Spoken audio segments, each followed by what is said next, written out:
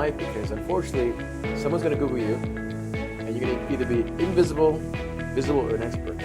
Once I realized that yes, it's important to have a story, yes, it's important to have a content, service, and a business, but really in the day and age we live now, you do not have any level of notoriety, authority, or credibility online. It's very hard for you to cut through all the noise.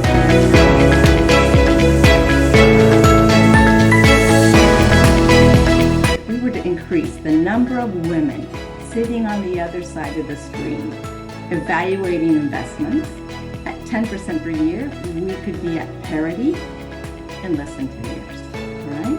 So that 2% could go up.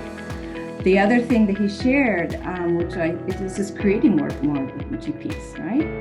In alternative funds, and to focus on, there's only 20% of the VCs in the United States represent 90% of the largest companies that are actually going on to IPO or some large exit strategy. So focusing in on where to make impact, I think, will provide a roadmap for us.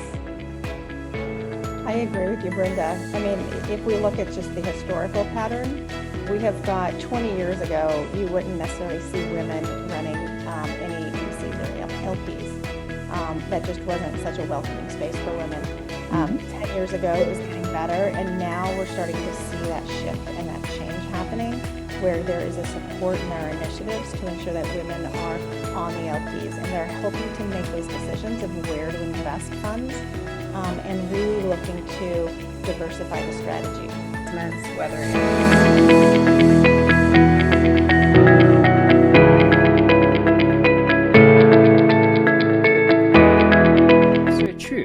So if you think about what is an influence system, well, it starts with what I call a media platform. So you have to have something, a vision, an idea that you want to be known for.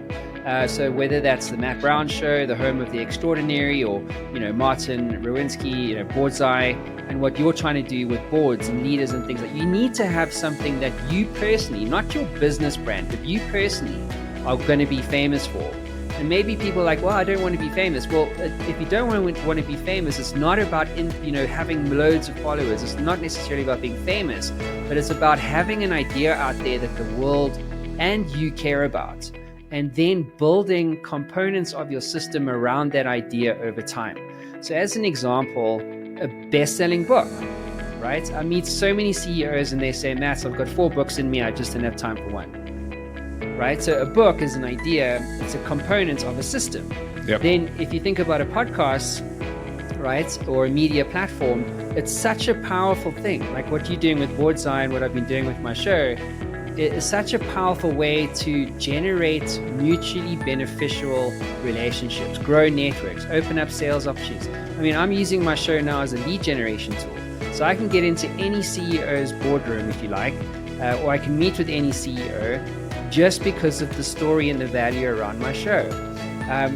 Content, thought leadership platforms. In my book, I share a number of frameworks like the H3 content model, which is a powerful way for a business leader to understand how to express their value to the world. Because I find that it's less about what people need to say. You and I know what we need to say, and many of your audience do too, but they battle with how to say it.